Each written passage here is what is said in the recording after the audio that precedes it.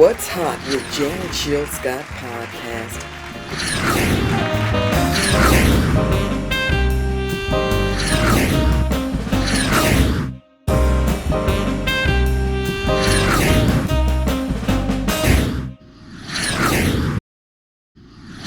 Welcome to What's Hot with Janet Shield Scott podcast. I'm your host, Janet Shield Scott. Today's guest is known for her 90s chart-topping hits like Every Day and Every Night, I'm Not Feeling You, and DJ Keep Playing. Back better than ever with her chart-topping hit that's got over 1 million streams in collaboration with UK mixer Then. Let's check out Yvette Michele and find out what's hot. Let's go ahead and Okay. unpack it and get started. Yvette Michele, thank you for joining us on What's Hot with Janet Shield Scott podcast. You are what's hot today. Thank you. And so, what I'd like to start off with is what inspired you to work with the producers that you worked with on Mr. DJ? Oh, wow. The desire to reinvent and to stay relevant. I have always wanted to explore other genres of music, and this was my shot. So that was really the main inspiration. The other part of it was the fact that the song or the concept had a life of its own, and it made sense for me to join in and get involved. DJ was being experimental and posting his ideas on SoundCloud, and the song was what was recognized by the record label. And when we started talking about sampling, I asked, inquired about what other options would be available. Would they be willing for me to re-sing it? And that was kind of how it evolved. So yeah, I'm really excited about that. Yeah, that sort of segues into my next question of how important is it for you to honor your legacy while still evolving and moving forward? It's very important. And honestly, I don't want to, deter any promoters or booking agents, but this is highly personal. You know what I mean? It's not just for the purpose of performing only. I really am exploring my talents. I'm also finishing unfinished business with regard to the formalized method of promoting myself and singing, and it's just also an empty nesting activity. I'm an adult. I'm sorry. My children are adults at this time. I've got tons of freedom, and I want to use it in the ways that I had planned. This hiatus wasn't all by choice, and so I wanted another shot, and this was what I thought about those 20 years that I waited for this moment to come around again. And so yeah, it's personal, very important. When you hear your classics, what do you feel? Pride, nostalgia, or I do that differently now? Oh gosh. Or I wish I Pride, had done it differently. nostalgia. I think both, a little bit of both. Pride is probably one of the newer feelings that I've started feeling about it. Not that I wasn't proud of the moment, but now it's a different layer or different elements of pride. So proud of myself for lasting, for still being around, proud of myself for being considered part of what I didn't know was a historical moment. We're part of a look back, and seeing the 90s through the lens of people who weren't there, who didn't live it, is interesting. Just being able to say that I'm, in my 50s and still viable. I'm proud of that. Proud that I did the hard stuff first, raised my kids, got them out of the house. Now I'm able to do this. So there's, it's not just proud that I'm famous. It's not that simple. I have a lot of things to be proud of, but I think that might have been the most recently emerged element of this, because I was kind of more focused on being complete in my feelings about myself versus checking boxes to say I achieved certain things. Yeah. Complete within the things that I felt I wanted to achieve, I should say. Okay. If your life were a theme song name, say what you want. Back it off. If your life were a theme song, what would it be? Ooh, um, gosh.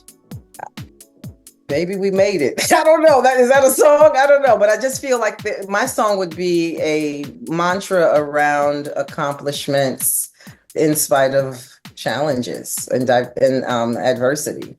Um, Moving forward in the midst of the unseen, not knowing what I really wanted. In the very beginning, I knew that I had to keep moving forward, providing for my family, staying afloat.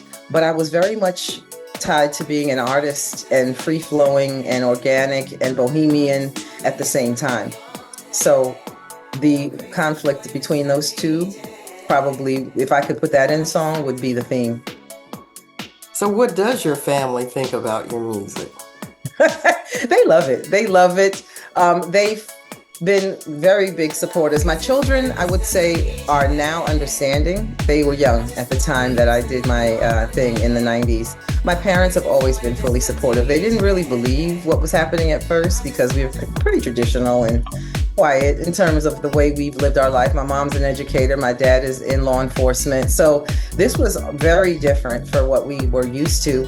But now they've embraced it. They are social media savvy to keep up with me. They've done things to extend, just to stretch to reach me in this world that I'm in and understand what it is that I'm doing. And they got their bragging rights now. And so it's interesting to see this through my parents' eyes. Thank God they're still alive to see this second chapter. It was a whirlwind in the 90s, but this time is more intentional, more self-driven, more DIY. So they get more of the nitty gritty. We understand what it takes to be in this business now. Tough.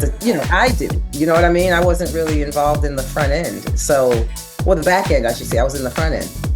So now it's different, and they're getting to see the inner workings and the business side. So that's rewarding. Yes, it is rewarding when you can be more involved and have more of an understanding. And so, going into another segue of what would you say to people that are reinventing themselves or stepping back into their passion as you have done? Oh, wow. Don't hesitate to take the first step because you don't know, A, whether this makes sense, or B, the lay of the land. Just start taking steps. I was very hesitant. I'm sure that I deterred quite a few people who I consulted with to understand what was happening today in music that I needed to shore up on, because I may have sounded unsure. But don't let that be a deterrent. There is nothing wrong with asking questions. And this has been a labor of love for me, and I had to wait for my opportunity to execute. That is also something that can seem, discouraging. Just go with the flow. I think that the time that it took for me to get where I am was all by design and needed. I needed to take some of the emotion out of my circumstance, look at it objectively, really dive into what it is that I want to achieve and gain from this moment. And I think that's part of the process for others as well, really identifying your why. And once that's established, go with it. I mean, you have one life to live, and happiness is a thing. It's important for us to be able to wake up and be, excited about it. And I now have that. It's about me, things that I can control, not just viewing my children grow up into wholesome adults and good citizens, or watching my mom and dad age and being a good daughter in supporting their aging process. But this is all about what I'm pouring into me. And I recommend that anyone who has a desire or a dream or unfulfilled or unfinished business, I should say, to think about those things, because your happiness matters too. Yes, and so how do you protect your peace and your self-care as you Oh, move wow. forward? And of course, just also, I guess, kind of two questions here: preserving your wellness and your beauty, because you look great. Oh, thank you so much.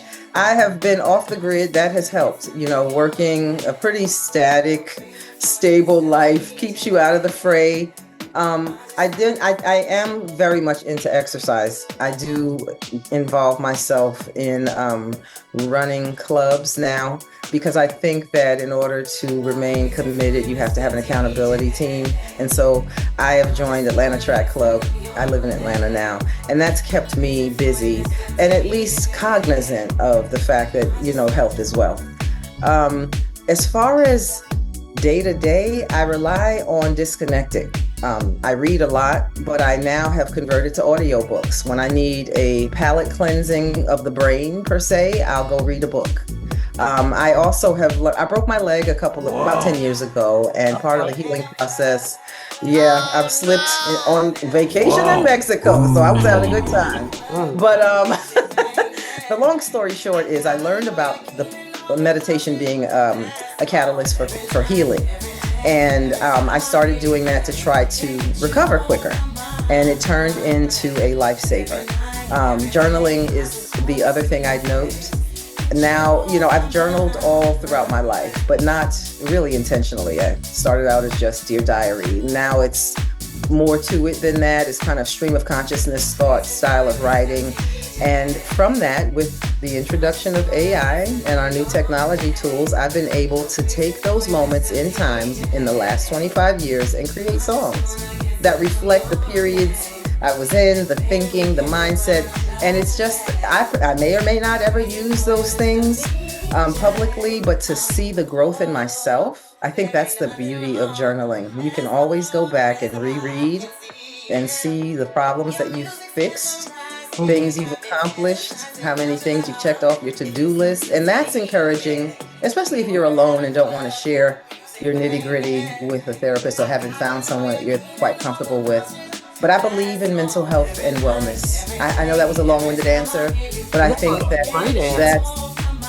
thank you, that's what's kept me, honestly. And prayer. Obviously, I have a spiritual basis. The Lord has been probably by my side more after the music business than he was before I got signed, because like I said, have been walking through uncharted territory and having to trust the process. So, yeah, thanks for asking. Yes, yes. Well, I think that health and wellness is so crucial. Like you said, it's important because it's all part of our mental health. Now, you also kind of diving into another venue with Cadillac Records. Yeah. Tell us about that. What is Cadillac Records?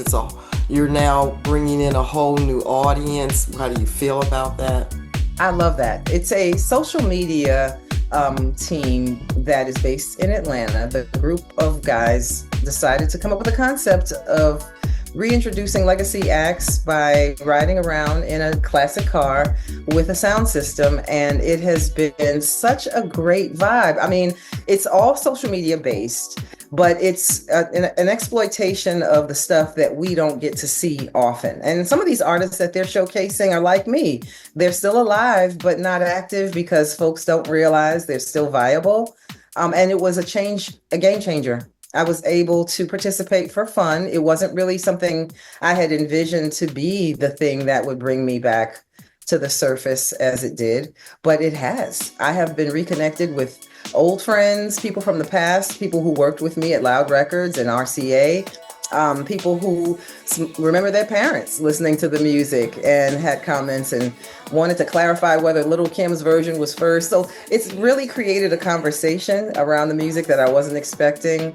And I'm happy about that. And I'm a fan of the site. I love watching them discover or rediscover or find folks that I cherish. What are your social handles so that we can continue to follow you? Yvette Michele, as it's spelled out, and also Dear Yvette Michele, as if you're addressing a letter. That's my handle on Instagram, Threads, Facebook, and TikTok. On X, I think it's just Yvette Michele. I don't have a great following on X, but I try to be, democratic and use them all.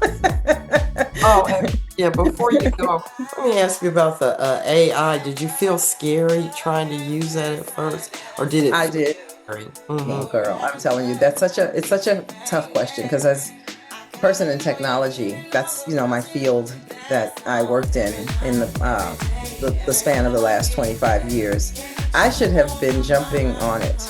But I think because I understand the dangers, the risks, even though there are great benefits, I have been hesitant. But my foray into it has been primarily with the music. And yes, to answer your question, it has been scary, and I'm still grappling with the ways to use it that make sense for me and allow me to maintain the level of integrity that's important. I don't want to reject others who are using it. I am getting quite a few submissions, and I can tell that producers are leveraging the software for creating lyrics and melodies, and they're starting to sound recognizable as AI. So I'm glad about that. I think that it's got its place, but it has to be human driven and directed with integrity. I don't want to create a song with a robot that can't perform on stage. I don't want to rely on technology that may be proprietarily owned by the app that I'm using at some point, and or just lose rights. So there's a lot that's still being uncovered, and I'm excited but scared. So I will say though, I do like the fact that I can get my concepts on paper, like I mentioned, using the application to transpose journal notes into a formatted song. And I am happy to be able to expedite the process of recording by working with producers who can take a tidbit of what I've done in the past and create a framework melody for me to work with in a new song. So there are things that aid the workers in this industry to be more independent and autonomous, which is definitely good, but I think it's evolving, and it's just like DNA technology. I've never done the 23andMe because I'm afraid that 50 years from now, what are they going to do? Clone me? I can be a conspiracy theory. It's kind of scary too. It is kind of scary, and I'm typically not that kind of person. I'm pretty optimistic in figuring things will work themselves out, but this has been that one area that has me pausing. So stay tuned. Yeah, you and everybody else, I believe. Mm-hmm. So there's something about yourself that we don't know or that you would like for us to know? There's probably a lot about you we don't know, but is there something that you would like for us to know that we didn't talk about? I really have been the type of person that prides myself on intellect and being a nerd and being smart and kind of not a jack of all trades, but knowing a little bit about a lot of stuff. And I don't know that comes across. I've tried to hide it a little bit because, as growing up, nobody wants to look like the smart kid. But that's kind of who I am. And it has benefited me in so many ways that I am even still realizing. So I think that needs to be celebrated a little bit more. I'm coming out of my shell and sharing that I like to do hard stuff. And it motivates me. So, yeah, that might be one thing. Thank you so much for sharing You're your welcome. journey. Thank you for just sharing your life's journey as well. And Thank you for putting me yeah, time. thank you to the fans for listening, watching, and we'll look forward to more of your music.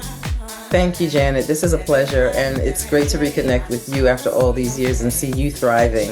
Yes. I can't wait for the taping, and I look forward to sharing it. I'm looking forward to it. Hey, here we come. Yes, I am. All right. Thank you. Thank you. Have a great one. Okay, you too. Bye.